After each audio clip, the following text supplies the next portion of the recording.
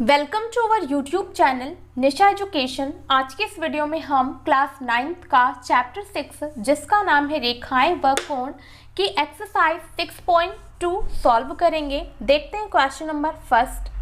Question में बोला गया है कि आकृति में x और y के मान ज्ञात कीजिए और फिर दर्शाइए कि AB समांतर है CD के।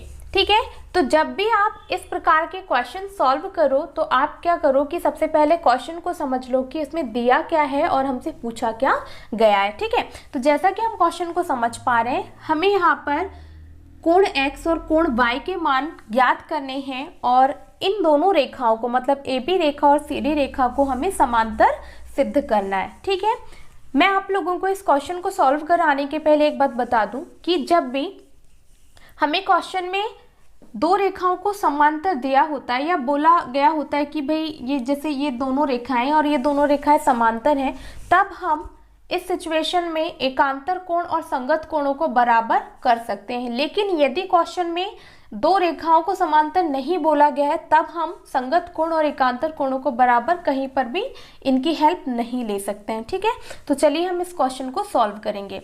अब चूंकि इस क्वेश्चन में हमें AB और CD रेखा को समांतर सिद्ध करना है, ठीक है, तो हम एकांतर और संगत कोण की हेल्प तो ले ही नहीं सकते। लेकिन मैंने आप लोगों को 6 चैप्टर जब मैं पढ़ा रही थी, ठीक है, तो वो उसमें मैंने एक बेसिक वाला वीडियो बनाया था और उसमें मैंने आप लोगों को रैखिक युग्म अभिग्रहित और शीर्षाभिमुख कोण पढ़ाया था। ठीक है, तो उसी की हेल्प से हम इस क्वेश्चन को सॉल्व करेंगे। तो जैसा कि आप लोग देख पा रहे हैं, ठीक है, यहाँ पर सिर्फ इतने चित्र में आप देखिए कि एक सीधी रेखा है L, ठीक है, इस पर एक किरण खड़ी है और यहाँ पर दो आसन्न कोण बन रहे हैं। ठीक है, तो जब कभी एक सीधी रेखा पर एक किरण खड़ी हो और वहाँ पर दो आसन्न कोण बन रहे हो तो उन दोनों आसन्न कोणों का योग 180 अंश होता है। ठीक है, और इसे ही हम क्या कहते हैं, रैखिक युग्म अभिग्रहित। तो देखिए हम बहुत इजीली यहाँ से x का मान निकाल सकते हैं रैखिक युग्म अभिग्रहित से। तो चलिए यहाँ पर निकाल लेते हैं। ये x धन क्या हो जाएगा भाई 50 अंश बराबर कितना होगा 180 अंश। और हमें रीजन भी देना होगा कि हम यहाँ लिख कहाँ से रहे हैं। ठीक है, तो ये हम लिख देते हैं रैखिक युग्म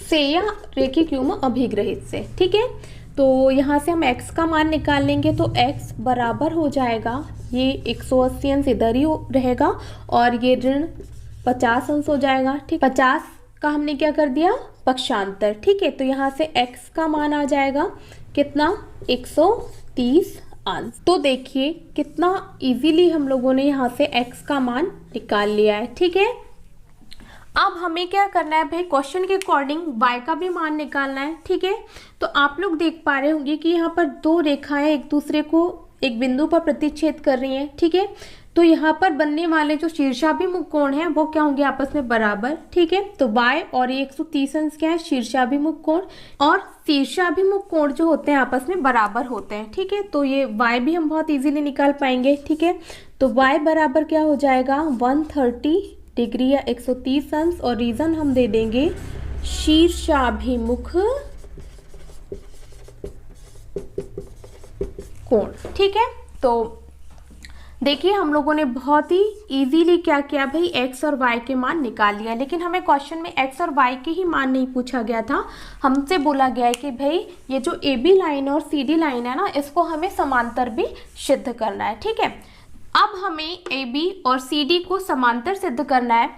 तो हमारी 9th की मैथ्स की जो NCERT की बुक है इसमें प्रमेय क्रमांक 6.3 दिया हुआ है कि यदि किन्हीं दो रेखाओं को एक तिर्यक रेखा दो बिंदुओं पर प्रतिच्छेद करें और यदि वहां पर बनने वाले एकांतर कोण आपस में क्या हो बराबर हो तो वो दोनों रेखाएं क्या होती है समांतर होती हैं। ठीक है, और जैसा कि मैंने 6.2 के लिए एक बेसिक वाला वीडियो बनाया उसमें बताया हुआ है कि कौन कौन से कोण संगत हैं, कौन से कोण एकांतर हैं, तो आप उस वीडियो को जरूर देखें तो आप लोगों को आसानी से समझ में आए कि यहाँ पर एकांतर कोण कौन से हैं। ठीक है, तो जैसा कि हम लोग देख पा रहे हैं यहाँ पर एक जेड बन रहा है, मैं फिर से बता देती हूँ। ठीक है, यहाँ पर एक जेड बन रहा है और यहाँ पर जेड के अंदर, ठीक है, यहाँ पर और यहाँ पर जो कोण बनता है ना वो एकांतर अंतः कोण होता है। ठीक है, तो यहाँ पर कोण x और कोण y जो है ये क्या है भाई एकांतर अंतः कोण है। ठीक है, और हम लोग यहाँ से देख पा रहे हैं कि x और y दोनों आपस में क्या है, बराबर। ठीक है, तो x और y दोनों एकांतर अंतःकोण है और दोनों आपस में बराबर भी हैं, इसीलिए यहाँ पर ये AB और CD क्या होगी, समांतर रेखा। ठीक है, तो मैं यहाँ पर लिख देती हूँ कि कोण x बराबर है कोण y के, और इन दोनों का मान है कितना, 81, और ये क्या है, एकांतर अंतःकोण। ठीक है, ये हमने प्रूफ किया है, या x और y का मान निकाला और देखा कि भाई दोनों का मान क्या है, बराबर। हम यहाँ पर चूंकि लगा देते हैं, इसीलिए ठीक है AB जो रेखा है ना वो CD के क्या होगी, समांतर। ठीक है, फिर से देखिए, यदि किन्हीं भी दो रेखाओं को एक तिर्यक रेखा दो बिंदुओं पर प्रतिच्छेद करे और वहां पर बनने वाले एकांतर कोण या फिर संगत कोण क्या हो, बराबर, तो वो दोनों रेखाएं आपस में क्या हो जाती हैं, समांतर। तो आई होप ये क्वेश्चन नंबर 1 आपको अच्छे से समझ में आया होगा। चलिए अब नेक्स्ट क्वेश्चन सॉल्व करते हैं। देख लेते हैं कि क्वेश्चन में दिया क्या है। ठीक है, आकृति में यदि AB रेखा समांतर है CD रेखा के और CD रेखा समांतर है EF रेखा के और Y अनुपात Z बराबर दे रखा है 3:7, तो x का मान हमें ज्ञात करना है। ठीक है, तो देखिए हमें क्वेश्चन में y और जो z कोण है इनका अनुपात दिया हुआ है। ठीक है, और AB रेखा CD के समांतर है और CD रेखा EF के समांतर है, ये हमें दिया हुआ है। ठीक है, तो हमें कोण x का मान ज्ञात करना है। तो चलिए इस क्वेश्चन को हम सॉल्व करते हैं। सबसे पहले हमें ये जो अनुपात में मान दिया हुआ है ना, इसको हम मान लेते हैं। ठीक है, मैंने पहले भी क्वेश्चन कराए हैं, तो जब भी हमको अनुपात में कोणों के या किसी भी प्रकार के मान दिए हुए होते हैं तो हमें क्या करना होता है, इसको मानना होता है। तो हम मान लेते हैं कि माना जो y है ये पहला मान है। ठीक है, मतलब y का अनुपात 3 हो और z का 7। ठीक है, तो y बराबर हम मान लेते हैं 3a। ठीक है, हमें यहाँ पर कोई भी वेरिएबल या कोई भी मान ऐसा ले लेना होता है। ठीक है, और यहाँ पर z का मान हम ले लेंगे 7a। ये हमने कुछ नहीं किया है, जो हमें क्वेश्चन में दिया हुआ है सिंपली हमने उसको माना है। ठीक है, y का मान हमने मान लिया है 3a और z का मान हमने मान लिया है 7a। अब हमें क्वेश्चन में जो जो दिया हुआ है उसको लिख लेंगे। ठीक है, हमें दे रखा है AB समांतर है CD के, या AB रेखा जो है CD के समांतर है। ठीक है, इसको हम दे देते हैं इक्वेशन नंबर फर्स्ट, और दूसरी इक्वेशन में हमें दे रखा है CD समांतर है EF रेखा के, इसको दे देते हैं इक्वेशन नंबर सेकेंड। तो समीकरण 1 व 2 से क्या हो जाएगा, देखिए। ठीक है, AB रेखा समांतर है CD के और CD रेखा समांतर है EF के। ठीक है, तो AB और EF, तो AB और EF भी आपस में क्या हो जाएंगे, समांतर, समीकरण 1 और 2 से।